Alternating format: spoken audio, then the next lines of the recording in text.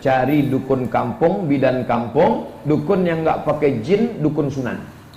Seorang wanita dihitan, menurut pendapat yang pertama hukumnya wajib. Kalau ternyata ibu punya anak-anak tidak dihitan, sudah serahkan pada.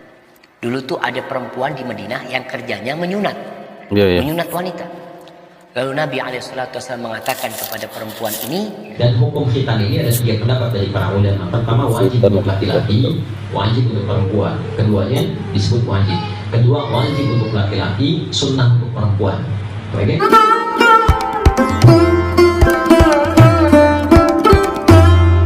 Assalamualaikum warahmatullahi wabarakatuh. Bagaimana kabarnya teman-teman semua?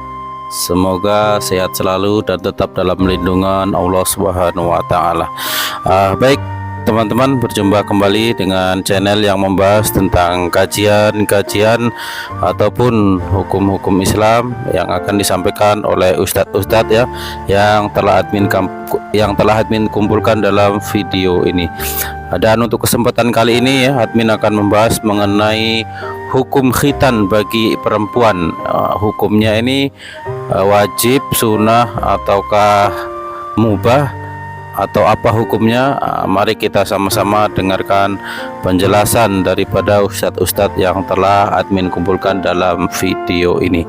Baik, untuk yang pertama mari kita dengarkan penjelasan dari Ustadz Abdul Somad. Bagaimana penjelasan beliau tentang hukum khitan bagi perempuan. Mari sama-sama kita dengarkan. Baru lahir wajib nggak disunat. Anak perempuan mengkhitannya hukumnya menurut mazhab Syafi'i wajib. Menurut PBB, Syafi'i wajib ya. Persatuan Bangsa-Bangsa, bukan pajak bumi dan bangunan, bahwa bukan kata dia tak perlu bumi. sunat, tak perlu khitan. Makanya dokter bidan sekarang nggak mau nyunat, nggak mau khitan. Maka saya berpegang pada mazhab Syafi'i, cari dukun kampung, bidan kampung, dukun yang nggak pakai jin, dukun sunan. Yang nggak pakai hantu setan. Maka panggil dukun sunat, potong dia. Kalau dia sudah lewat sekian bulan, sekian tahun, tanya dulu, Bu dukun sunat, ya ini anak saya sudah SMP, bisa nggak disunat? Oh jangan, mati dia nanti kan. Nah, maka tak usah lagi.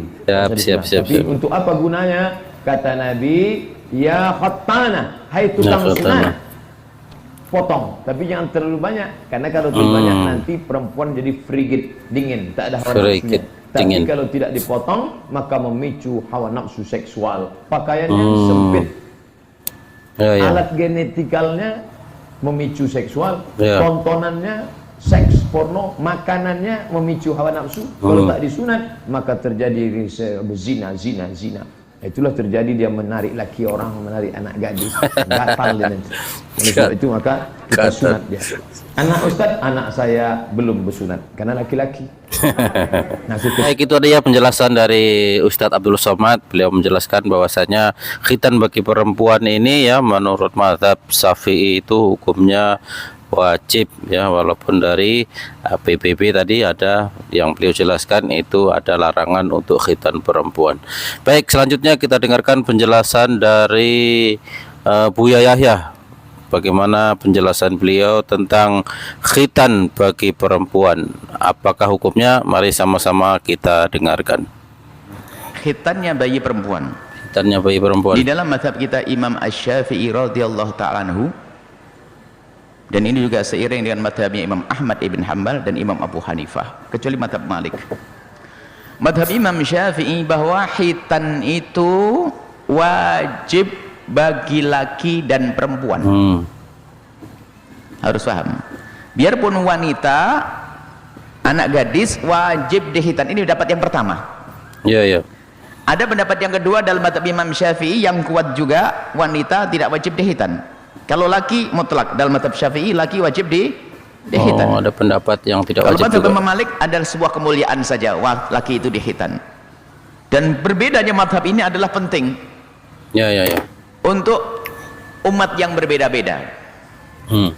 Kalau seandainya tiba-tiba seorang juru dakwah santri Al-Bahjah ini pergi ke mana, Australia atau kemana, ke Eropa sana, tak taunya ada 6.000 orang masuk Islam. Mau pakai mazhab Syafi'i. Khitan masal. Nyungsep yang khitan nanti. Iya. Ya kan? Tidak pernah ada dengar khitan masal. Ternyata Mbah Tabib Malik ya suka-suka nyicil khitannya, tidak khitan pun perlahan nanti. Jadi madhab Syafi'i ya mengatakan khitan hukumnya wajib bagi kaum pria mutlak. Dan bagi wanita ada dua pendapat. Pendapat yang pertama, kaum wanita adalah wajib dihitan, anak gadis wajib dihitan, dan untuk pendapat yang kedua tidak. Ya, seandainya ada di antara bapak ibu ini tidak menghitan anak gadisnya, tidak sampai masuk bab dosa menurut pendapat yang kedua. Akan tapi pendapat yang pertama dihitan, asalkan dihitan ini tidak sampai istiqsal. Jadi hitan itu sangat kecil, sangat sedikit, hanya digores saja. Bukan sampai istiqsal, bukan diambil satu organnya yang membahayakan sehingga menjadikan seorang wanita nanti cacat dalam urusan itu. Jadi ada tukang istiqsal itu nggak boleh mengambil satu bagian itu yang membahayakan tentang urusan syahwatnya seorang perempuan sehingga bisa hilang. Ya. Jadi yang adalah khitan itu adalah menggores. Nanti bagian tukang khitan sudah mengerti. Dan hendaknya ini harus dibudayakan. Makanya kita beberapa waktu yang lalu diskusi tentang bidan-bidan ini tak suruh belajar ilmu khitan dan buka khitan perempuan nanti setelah itu.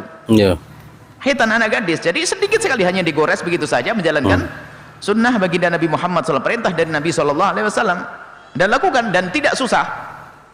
Dan alhamdulillah kita dapat berita bahwasanya ada anak-anak kita yang ada di Fakultas Kedokteran ternyata ada khitan bagi perempuan, pendidikan khitan untuk perempuan. Dan jangan dengar orang barat yang mengatakan khitan adalah penistaan kepada perempuan dan sebagainya. Maka mereka tidak suka khitan dan itu hanya untuk mengumbar syahwat dan hawa nafsunya. Mengurangi. Khitan tidak apa-apa. Seorang wanita dikhitan, menurut pendapat yang pertama hukumnya wajib. Kalau ternyata ibu punya anak-anak tidak dikhitan, sudah serahkan kepada Allah dan tidak dosa. Cuman sebaiknya selagi masih mungkin, ya anak kecil tentunya itu adalah dikhitan, dan khitan itu adalah hanya menggores begitu saja. Digores begitu saja wilayah tertentu, tukangnya lebih tahu. Wallahu a'lam bishawab. Baik, itu tadi ya penjelasan dari Buya Yahya mengenai hukum khitan bagi perempuan ya. Menurut beliau, penjelasan dari beliau menurut mazhab Imam Syafi'i itu adalah wajib mutlak ya bagi laki-laki. Kalau yang perempuan ada dua pendapat ya, dari kalangan Imam Syafi'i pun ada dua pendapat. Yang satu memang wajibkan, yang satu sebatas kemuliaan bagi perempuan yang khitan. Itu penjelasan beliau. Baik, selanjutnya kita dengarkan penjelasan dari Ustadz Syafiq Riza Basalamah. Bagaimana penjelasan beliau mengenai hukum khitan bagi perempuan. Mari sama-sama kita dengarkan penjelasan beliau. Ini berkaitan dengan khitan. Berkaitan dengan khitan. Anak itu dianjurkan untuk dikhitan. Semua ulama sepakat. Semua sepakat. Kalau ulama. Anak lelaki itu disyariatkan untuk dikhitan.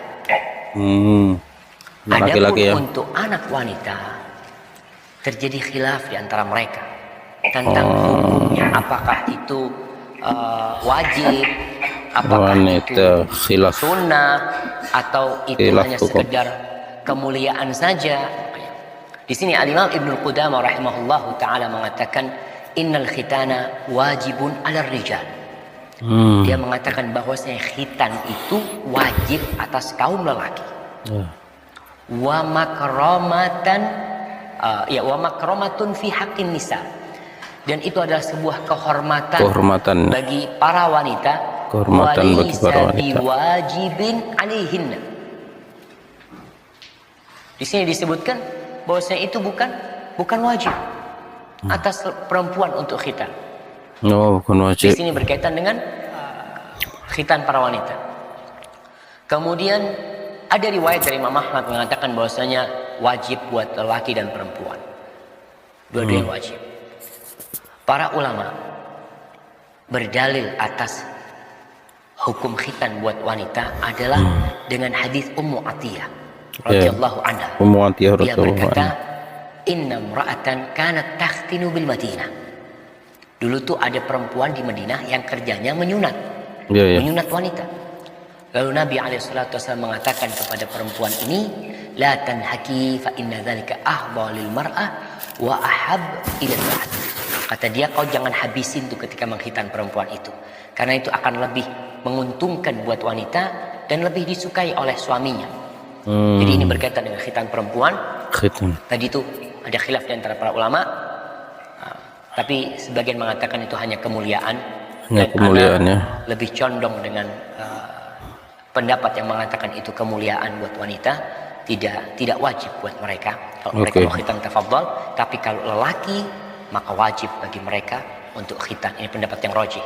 Baik, itu tadi ya penjelasan dari Ustadz Syafiq Riza Basalamah, bahwasanya menurut penjelasan beliau itu khitan bagi laki-laki itu wajib ya, tapi kalau yang untuk wanita ini masih diperdebatkan di kalangan para ulama, masih perbedaan pendapat, masih ada perbedaan pendapat, masih ada khilaf masalah khitan bagi perempuan. Ada yang mengatakan wajib, ada yang sunnah, dan ada yang sebatas dimuliakan saja. Dan beliau tadi berpendapat lebih cenderung kepada yang sebatas dimuliakan, bukan diwajibkan. Baik, selanjutnya kita dengarkan penjelasan dari Ustadz Adi Hidayat, bagaimana penjelasan beliau mengenai hukum khitan bagi perempuan, wajib, sunnah atau apa. Mari sama-sama kita dengarkan penjelasan dari Ustadz Adi Hidayat. Dan hukum khitan ini ada 3 pendapat dari para ulama. Pertama, wajib untuk laki-laki, wajib untuk perempuan. Keduanya disebut wajib. Kedua, wajib untuk laki-laki, sunnah untuk perempuan. Baik, yang ketiga, sunnah untuk laki-laki yang paling kuat dan terhormat, mukramatun bin bisa, sunnatun bin rijal, mukramatun bin bisa. Pendapat terkuat dari kalangan ulama itu mengambil pendapat yang ketiga, sunnah bagi laki-laki dan dipandang mulia untuk perempuan. Sunnah itu sangat ditekankan, ya, maka di sini muakkadah sifatnya, jadi sangat dianjurkan. Tapi mukramah di sini itu pandangan terbagi lagi pendapat ulama di 2 bagian. Ada yang mengatakan sunnah yang mukramah di sini dekat kepada sunnah. Jadi kalau bisa dihitan itu lebih bagus, sepanjang tidak ada darurat yang lain. Ya, tapi kalau misalnya ada darurat yang lain, itu ma'fuan sifatnya, dimaafkan dia sekalipun tidak sama dengan laki-lakinya.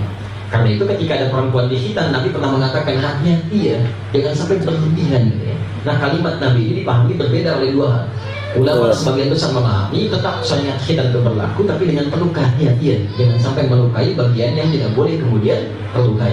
Ada yang mengatakan yang kedua, sebenarnya Nabi tidak berkeinginan untuk itu terjadi dalam konteks pada saat itu, karena alat-alat yang digunakan khawatir yang berpengaruh pada keadaan bagi perempuan. Dan di situ ditafsirkan lebih baik dalam kondisi yang darurat atau ada yang dikhawatirkan tidak dilakukan untuk perempuan, tapi kalau bisa dikerjakan itu yang paling utama. Jelas sih? Baik, sudah. Bagaimana dengan anak perempuan yang belum dihitan karena di rumah sakit sudah dilarang hitan untuk anak perempuan? Baik, antum bisa cari gitu kan? Ya, kan seorang khitan itu juga cari ada penghitan perempuan dan sebagainya. Tidak harus ada di rumah sakit, dia coba cek dulu. Kalau sudah ada yang mengerjakan khusus, memang khusus di bidang itu dia tahu, silakan. Tapi kalau tidak ada sama sekali, tadi bahasa Nabi yang mukramatun bin nisa, ada kemuliaan sepanjang tidak dilakukan, tetap itu ma'fu anha, termaafkan sepanjang antum menunaikan 3 hal tadi. Jelas di sini? Tapi jangan jadi alasan untuk tidak dulu. Kalau ibadah itu kerjakan dulu semaksimal yang kita bisa. Jelas ya?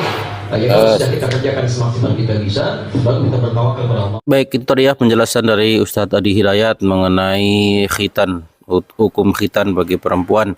Tadi beliau sudah menjelaskan dengan detail mengenai hukum-hukumnya. Ya, baik teman-teman semuanya, itu tadi konten kita pada kesempatan kali ini. Mudah-mudahan bermanfaat bagi kita semua dan sebagai wawasan bagi kita semua mengenai hukum khitan bagi perempuan. Dan buat teman-teman yang mau berdiskusi mengenai hukum daripada khitan perempuan, silahkan tulis komentar di kolom di bawah ini ya, di kolom komentar, saling berdiskusi tetapi dengan sopan, jangan saling menghujat dan mencaci maki. Dengan tujuan diskusi itu kita akan menambah ilmu, tambah pengetahuan, bukan untuk menambah musuh ya. Demikian, terima kasih. Wassalamualaikum warahmatullahi wabarakatuh. Jangan lupa like dan subscribe.